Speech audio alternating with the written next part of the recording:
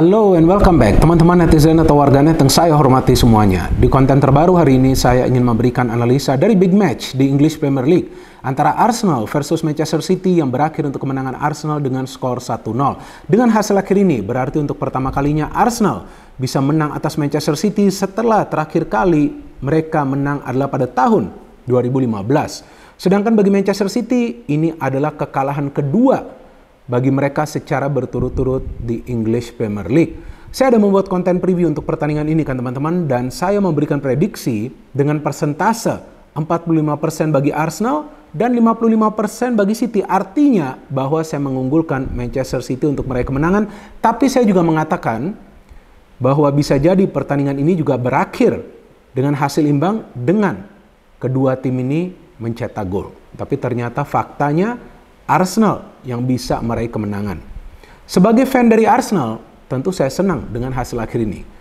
Tapi seharusnya dengan materi pemain yang Arsenal punya, mereka bisa menang lebih dari 1 gol teman-teman. Karena City kan nggak full tim di pertandingan semalam. Dan saya mengunggulkan City karena seperti yang saya jelaskan di konten preview, karena mereka main dengan sistem. Jadi sistem dari Pep Guardiola ini sebetulnya sudah dipahami oleh para pemain City. Jadi siapapun yang main itu biasanya sistem dari City jalan. Tapi di pertandingan semalam, sistem dari City sama sekali tidak berjalan. Dan para pemain mereka bisa menyulitkan para pemain Arsenal ketika para pemain Arsenal itu melakukan kesalahan.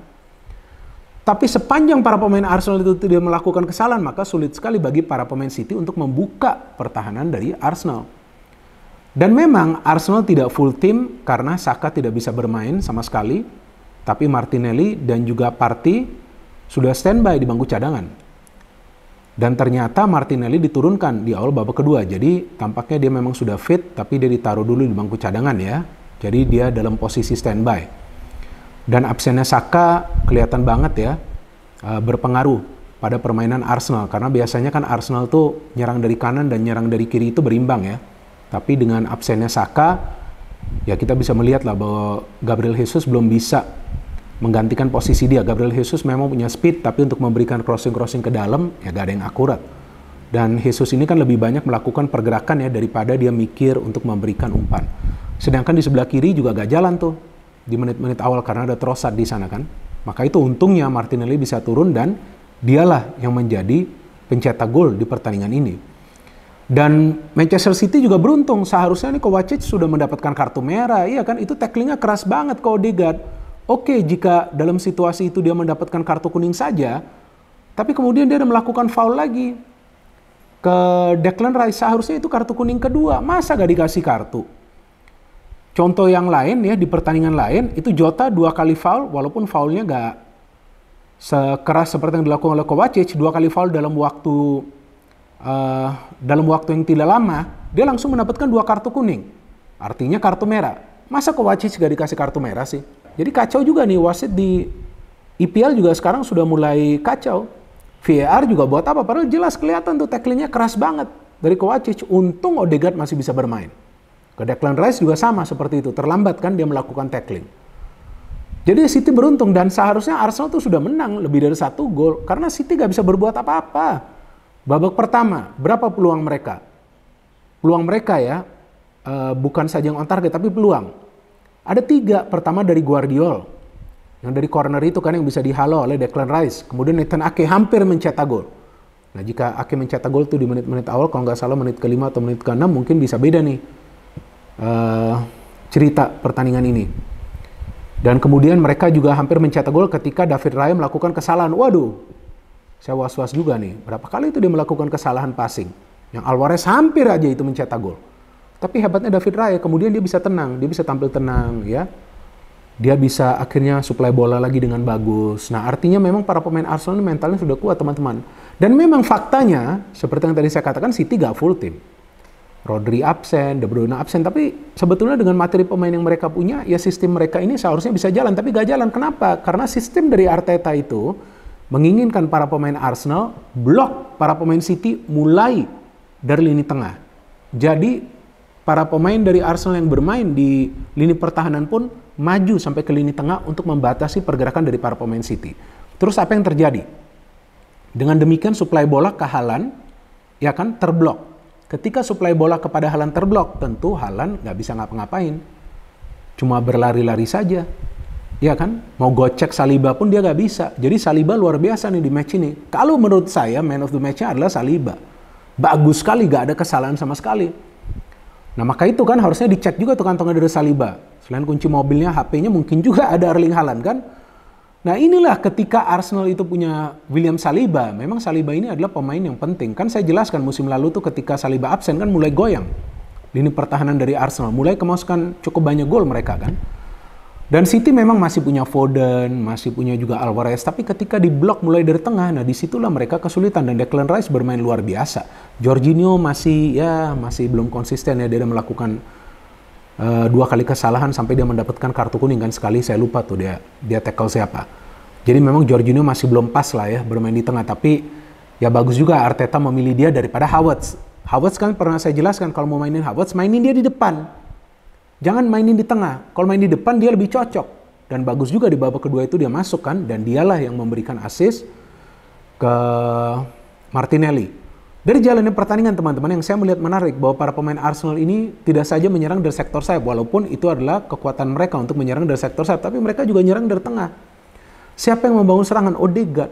Jadi para pemain City ini kewalahan juga. Karena Odegaard juga terus nusuk ke dalam pertahanan dari City. Dia terus bergerak, maka itu kan Kovacic melakukan pelanggaran jauh dari area dari City karena dia ingin membatasi pergerakan dari Odegaard. Plus Odegaard mendapatkan bala bantuan dari Declan Rice yang juga bisa menutup area ketika Odegaard itu kehilangan kontrol bola. Sedangkan dari City saya melihat Rico Lewis gak buruk juga permainannya, tapi terlalu individu. Jadi perbedaan Rodri dengan Kovacic atau juga dengan Lewis atau juga dengan Calvin Phillips adalah intelijensia dari Rodri. Rodri itu bisa mengirimkan umpan-umpan direct ya. Jadi direct pass langsung ke jantung pertahanan tim lawan. Nah, tanpa Rodri terlihat jelas suplai bola ketika terhambat dari lini tengah City atau dari sayap mereka, gak ada pemain yang bisa memberikan direct pass melewati lini tengah dari Arsenal. Arsenal sudah kontrol jalannya pertandingan ini.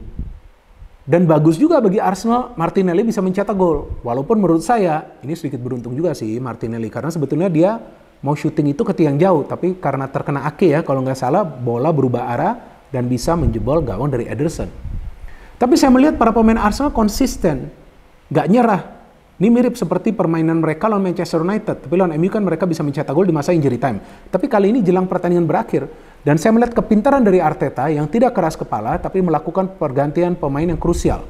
Menarik keluar Jorginho, memainkan Partey, menarik keluar Trossard, memainkan Martinelli, cepat dia mainkan kan di awal babak kedua. Kemudian menarik keluar Nketiah yang ya kalian tahu lah Nketiah kan seperti apa, gak konsisten. Tuh seharusnya dia mencetak gol tuh di babak pertama ketika mendapatkan umpan dari Zinchenko. Wah, tekukannya agak jauh.